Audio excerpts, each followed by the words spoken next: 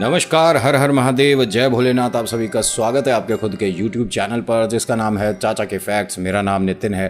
मैं यहाँ से फैक्ट्स, ईश्वर से जुड़े चमत्कार, रोचक पौराणिक कथाएं और तीसरी शक्ति के प्रकोप के बारे में बात करता हूँ। कहानी के माध्यम से समझाता बताता हूँ। और अगर आपके पास भी कोई कहानी है, आप हमारे तक लाना चाहते हैं तो प्लीज़ मुझे मैसेज करिए। Facebook, WhatsApp, Instagram, comment section, कहीं भी आप मैसेज करेंगे, हम तुरंत आ जाएंगे। ठीक है। आज जो मैं आपको जगह के बारे में बताने वाला हूँ, पहली एक रिक्वेस्ट है मेरी कि आप इनमें से कहीं भी ये ट्राई खेलने वाला हिसाब किताब मत लेकर जाइएगा, क्योंकि यहाँ पर वास्तव में आपको कुछ ऐसा देखने को मिल सकता है जिसके बाद आपके जीवन में बहुत ज़बरदस्त परिवर्तन आ जाएगा। अभी फ़िलहाल चैनल का इंट्रो, फिर उसके बाद आकर बताता हूँ कुछ ऐसी जगह के बारे में जहाँ पर काला जादू कोई बड़ी बात नहीं है, टोने टोटके करना कोई बड़ी बात नहीं है, भूत प्रेत आत्माओं का दिख जाना कोई बड़ी बात नहीं है। अभी फिलहाल इंट्रो, फिर शुरू करता हूं।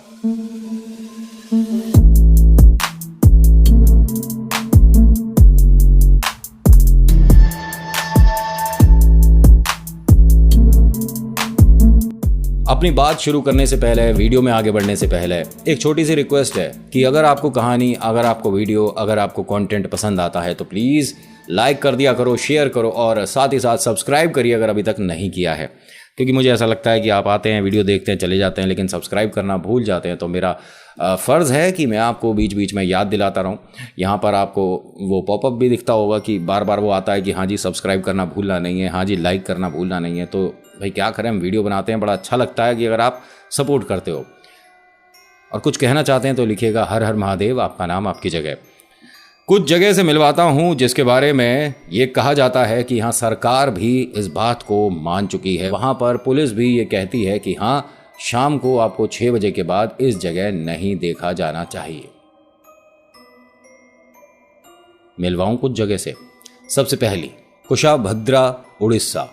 ये कुशाभद्रा नदी के बारे में कहा जाता है कि यहाँ पर सबसे ज़्यादा कंकाल देखे जाते हैं, यानी कि वहाँ हड्डियों के शेष देखे जाते हैं। वहाँ पर आपको खोपड़ियाँ देखने को मिलेंगी। और ये तो चलिए एक साधारण सी बात हो गई कि इस तरह की अगर कोई विद्या वहाँ कर रहा है तो ये अवशेष वहाँ छूट जाते हैं। ठीक है, इन सब का वहाँ होने का मतलब यही है कि यहाँ टोने टोटके या काला जादू सीखना सिखाने का काम हो रहा है। ठीक है, मान सकते हैं। लेकिन एक बड़ी अजीब और विचित्र बात जो इसे काफ़ी इस तरह की जगह से अलग करती है वो ये है कि यहाँ इस नदी के पानी को पशु पक्षी जानवर भी नहीं पीते हैं। गलती से आप एक बोतल यहाँ से पानी भरकर ले आते हैं तो सुनने में ये भी आया है कि वो शक्तियाँ, समझ रहे हो ना आप मैं किन के बारे में बात कर रहा हूँ, प्रेत आत्मा, वो आप तक आने में ज़्यादा देर नहीं लगाती हैं। कहा जाता है कि सिर्फ इस नदी के इस तरफ के पानी से इतना खेल हो जाता है। खैर, यहाँ कुछ लोगों के कमेंट आएंगे कि भाई हम उस पानी को लेकर आते हैं, देखते हैं उससे क्या होता है। तो करिए, जिसको जो करना करिए, मैं किसी को इस तरह की सलाह तो देता हूँ नहीं। मेरी हर बार आप सभी से रिक्वेस्ट रहती है कि कभी भी काला जादू जो होता है, मतलब ब्लैक मैजिक जो है, इसको मजाक मत समझिएगा। ठीक है, टोने टोट के जो आप सड़क पर अपने इर्द गिर्द होते देखते हैं तो इसे मजाक मत समझिएगा। ये वास्तव में बहुत भयानक साबित हो जाते हैं। हाँ, नहीं मानना मत मानिए, लेकिन इसका अपमान, इसका मजाक मत बनाइएगा। क्योंकि अगर किसी को जो कि इर्द गिर्द हुआ आपके और वो भी वीडियो देख रहा है और आपने उससे कभी ये कह दिया कि ये सब बेवकूफ़ी होती है, ना जाने नितिन कहाँ से क्या पढ़ता है, क्या है, और उसे बात बुरी लगी तो वो आपको कुछ ट्रेलर ना दिखा दे। मैं बस आपको एक सलाह दूंगा कि इन सब बातों से दूर रहें। दूसरा, मणिकर्णिका घाट, वाराणसी। कहा जाता है कि पूरे भारत में सबसे ज़्यादा अघोरी आपको यहीं पर देखने को मिलते हैं, जो हर बार हर किसी को ये ही कहते हैं कि आप इस तरह की विद्या से दूर रहें। सुनना मेरी बात जो मैं बता रहा हूँ। अघोरी जो हैं वो खुद कहते हैं कि आप इस विद्या के नज़दीक जितना जाओगे उतना अपने घर परिवार समाज से दूर हो जाओगे।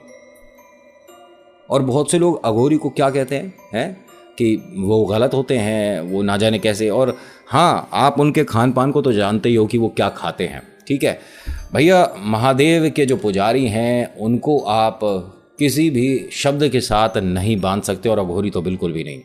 और एक चीज़ मैं आपको क्लियर कर देता हूँ कि अघोरी कोई जादूगर नहीं होते। बहुत से लोग अघोरी हमारे हाथ में 5 का सिक्का देते हैं, वो 10 का बन जाता है, ये सब बेवकूफ़ी बंद करो। आप अघोरी बाबा को ये मान सकते हो कि वो इतने विद्वान होते हैं कि आपका जन्म कहाँ हुआ है, आपका जन्म अब कहाँ होना है, आप कौन से जन्म में हो और आप कितने कहते हैं आप पूर्व जन्म में क्या थे, इतना तक वो जानते पहचानते हैं भाई।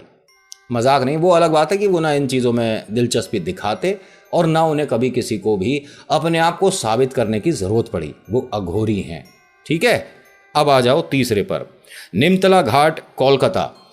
कहा जाता है कि इस घाट पर आज तक कोई ढूंढ नहीं पाया कि ये किसके रोने से सकने की आवाज़ आती है। कहा जाता है कि इस घाट पर सबसे ज़्यादा इस तरह की शक्तियों को सीखने वालों की भीड़ लगी रहती है। लोगों को तंत्र विद्या ज़्यादा से ज़्यादा सीखनी है। ब्लैक मैजिक को ये एक इस तरह से लोग सीखने लग गए हैं कि अगर हमारा काम नहीं बना तो हम क्यों ना इसका सहारा लेकर थोड़े से मशहूर हो जाएं, थोड़े से आगे बढ़ जाएं, क्योंकि इसमें आसानी है। ये एक शॉर्टकट है, ये शॉर्टकट नहीं है।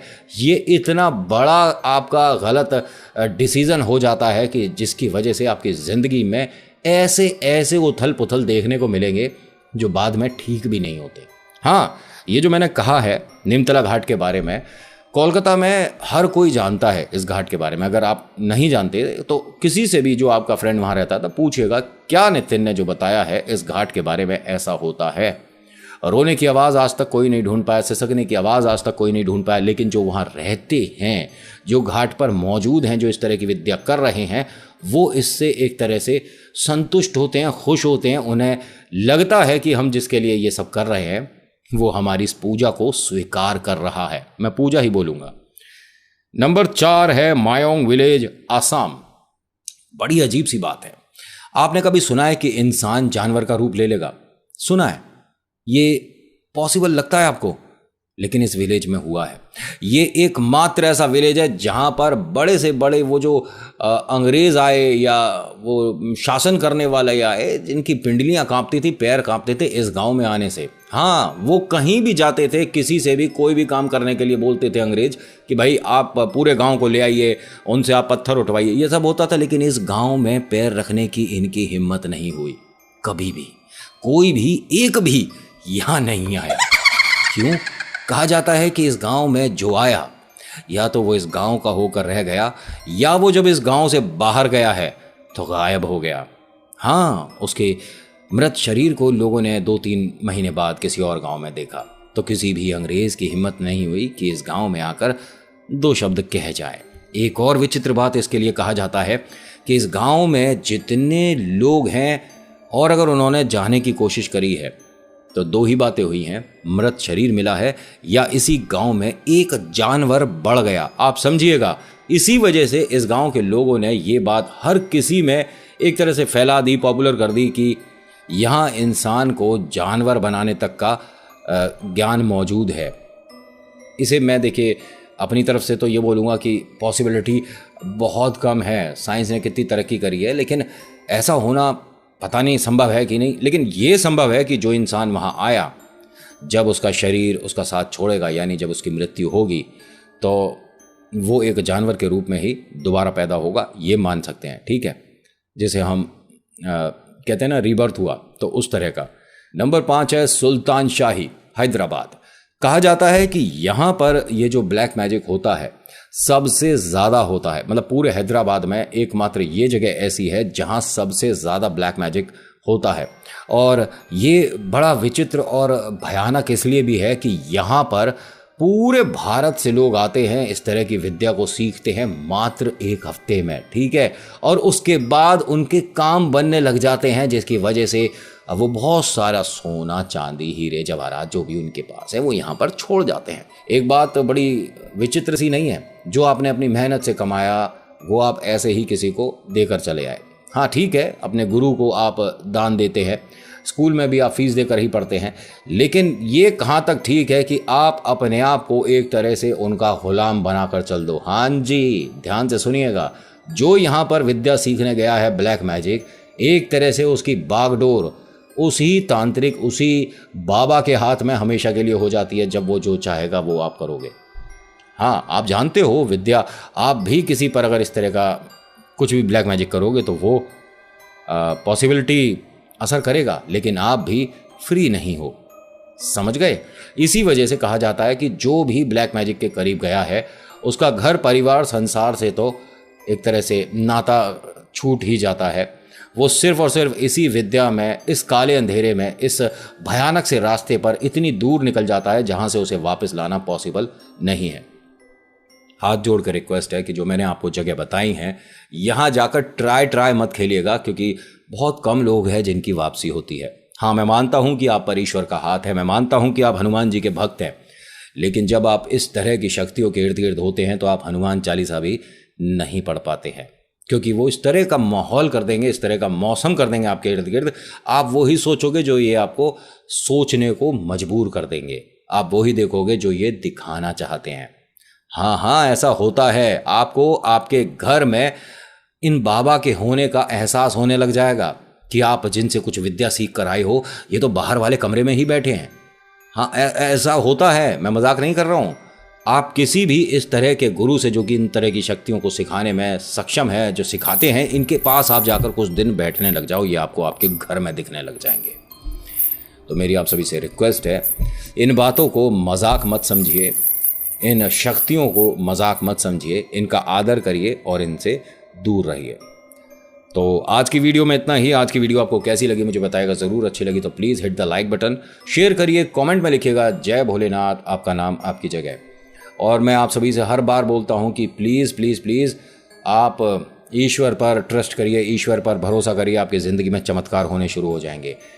एक छोटा सा काम मेरी तरफ से आपको करना है कि आपने कभी भी इस तरह की कोई शक्ति, इस तरह का कोई टोटका देखा है तो उससे ट्राई नहीं खेलना है, क्योंकि जब ये आपके साथ लग गए तो जगह नहीं मिल पाती है, सही समय नहीं मिल पाता है इनसे अपने आप को दूर करने का। So thank you so much for watching. मेरा नाम नितिन है। मुलाकात करूंगा आपसे एक अगली वीडियो में।